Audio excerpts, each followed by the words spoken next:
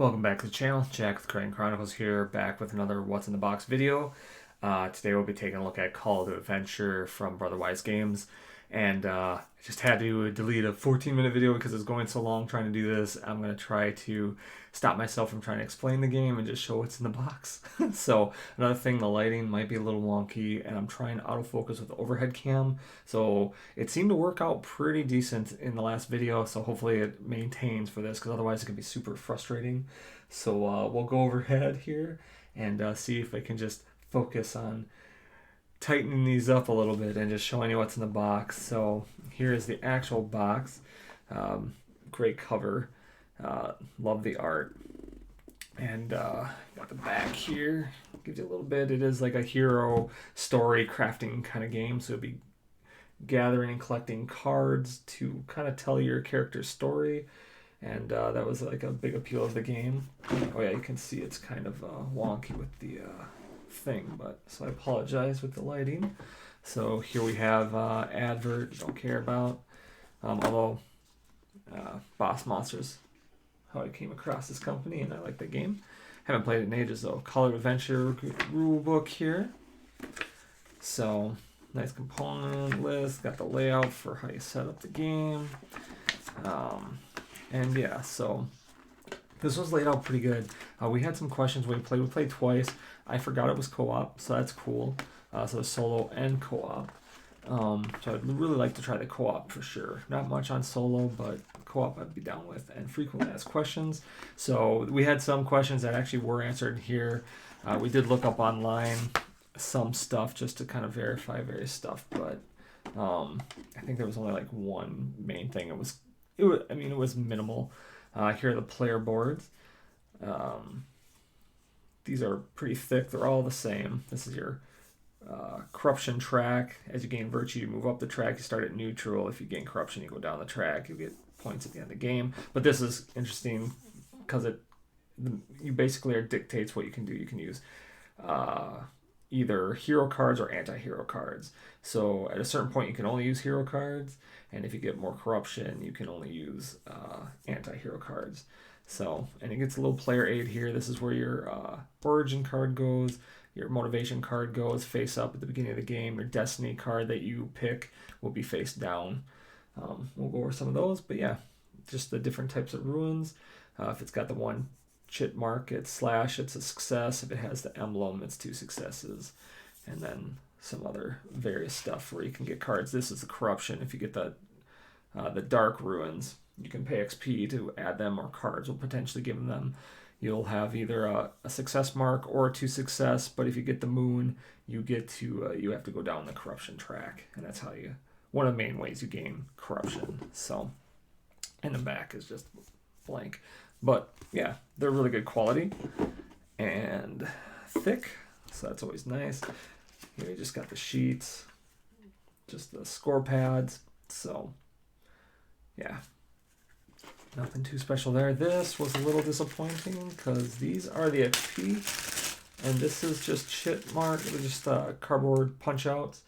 Our friend's copy had like acrylic little XP tokens, which was really cool. I thought that's what I would be getting when I bought this, so I just got secondhand. I did notice it said it was first edition, second printing, so maybe it was just in that first printing you got those, or maybe it was a Kickstarter thing. I don't remember if this is Kickstarter, although I'm assuming so because there is now an expansion for this on Kickstarter. So yeah, and here we've got those anti-hero and hero cards. Anti-heroes will be the black diamond, and the hero will have the white, but also obviously the backs, they'll be lighter for the hero, the anti-hero.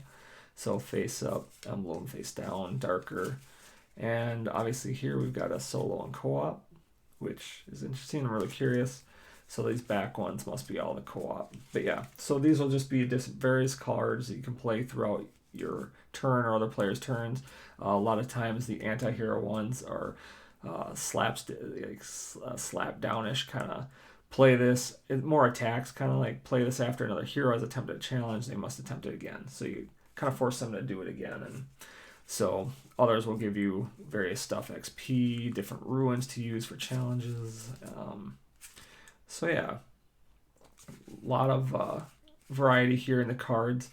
Um, it really nice art. I really like the art of this and everything. So, and here were the solo and co-op. So, brief little look at those. And here we have the ruins. Just show you some of these. These are the dark ruins. And so throughout the game, you'll be doing challenges and you'll be like tossing ruins. You'll need certain ruins to attempt the challenge, and then you need to get a number of successes to complete it and gain that card. So, but yeah, like I was saying, these are really nice thick plastic pieces, so they're really nice. So yeah, but again, avoiding going into like how to play the game, but you'll have all of these different sets of ruins, and they're all really good quality, very chunky. And it is awkward a little bit because your cat throwing ruins and stuff, dice and stuff, but it ended up working fine. So, all right, so here we have, well, let's do this one first. How about? So here we have your origins. So these are origin cards at the beginning of the game. You'll be dealt 2, you'll pick one, and they'll just have different ruins that you can start with to help with challenges. This will dictate like how many of each ruins, how many of each symbol you have in your story. Up to 3 is what you can cast for attempting challenges. So you might be a hunter, a student, a farmer, and they'll each have like an ability. During the challenge, if at least one of your ruins shows a result of either of those 2 ruins, gain an XP. So each will have like a little ability or bonus, and yeah. So those are those. That's the origins. Now we'll do these are the motivations. Some of these are dark, some of these are light based, basically, kind of, so it might dictate certain things. But again, they're just like an ability. Once per turn, you may spend a XP to flip over 1 dark ruin you just cast. So, but the art is really cool. And again, there's all these other emblems. These are just points at the end of the game. So, yeah, there's a ton of them. So there's a little bit of variety here. I feel that like adds to replayability. So, and then those will be face up on your board, and then this will be the face down, because what these will have, these are your destiny, and these will be having endgame scoring. So it's kind of secret throughout the whole game. I don't know if there's any cards that allow you to look at a player's face down destiny card or not, but yeah, I'm kind of curious because we've only played it twice. We haven't seen through all of them. But yeah, and then a game gain 1 victory for each of those symbols you have in your story, and then 1 for each anti-hero card in your hand. But it has to be in your hand, so you can't play it. So you might want to be collecting those and throughout the game. But yeah, so these will be like your destiny, and this will be what your end goal is and what you want to be collecting throughout the game, whether it's emblems, different ruin symbols, or anti-hero or hero cards, stuff like that. So yeah, that is those. And then you have the story cards that kind of coincide with all of these. They'll have challenges, and this is how you gain cards, and then you place them under some of your first cards, well, all of them, as you go through the acts and stuff. So basically you'll have a challenge like banish a ghost or gain spirit. So you'll pick which one, and that dictates if you put it on top or behind on bottom. So you have the path chosen that you've picked, but this would cost 3 successes, and you can use those type of ruins to whatever. So, and then allies go behind a challenge if there's one available, and they'll make a challenge 1 harder. Adversaries will as well. And also a lot of times when you do this other one option, sometimes they're a little more difficult. So instead of 3, it's 4 to do this challenge, but you might get a little bit more emblems and stuff. So, but yeah. So each one gets a little harder as you go, and it's just increase in difficulty for trying to complete them and collect them to your story, to collect the different emblems and icons, and sometimes you get to draw cards when you succeed and whatnot. Some of them are just traits, and traits you don't have to do a challenge, you just kind of collect it, but you may only gain this if you have a crown or spend XP. So different criteria to get those traits. And then allies, like I said, if it's behind a challenge and you win the challenge, you get the ally. A lot of times it'll be like you might spend an XP or sacrifice this ally to gain plus that ruin type until end of turn. So basically like 2 success for a challenge, but you got to get rid of them unless you pay the XP. But XP goes pretty fast if you're spending it on dark ruins. So and there's adversaries that come out and they kind of like have different challenge settings for them.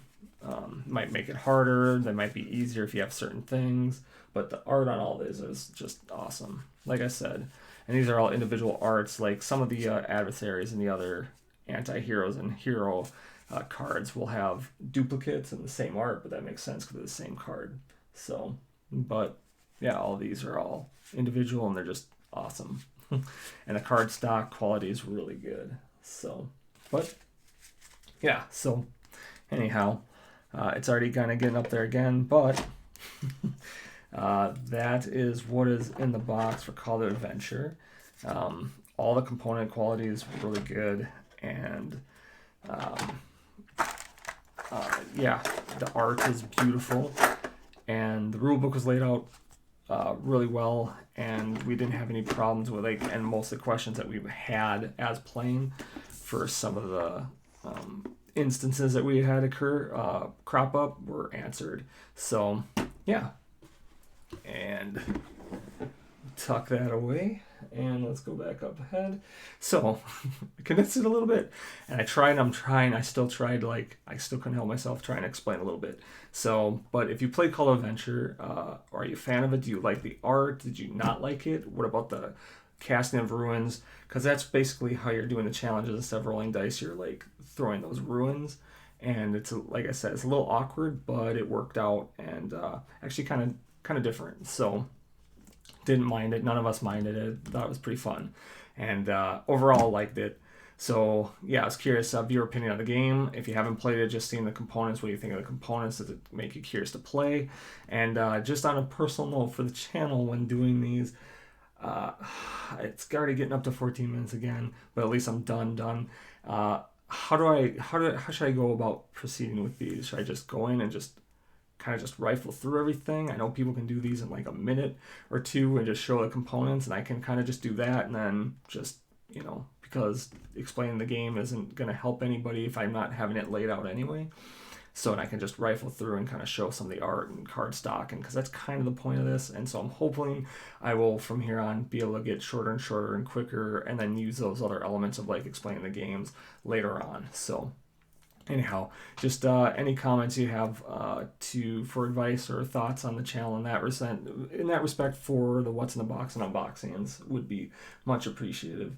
And yeah, so I appreciate you checking out the video and dealing with my ramblings. And if you could give any kind of thoughts on any of that, whether it's the game or just doing the what's in the box and videos in general, just let me know. Otherwise, I'll be having some reactions and reviews for trailers coming tomorrow or Friday. So I'll probably do 2 or 3. So anyhow, appreciate you stopping by, checking out the video.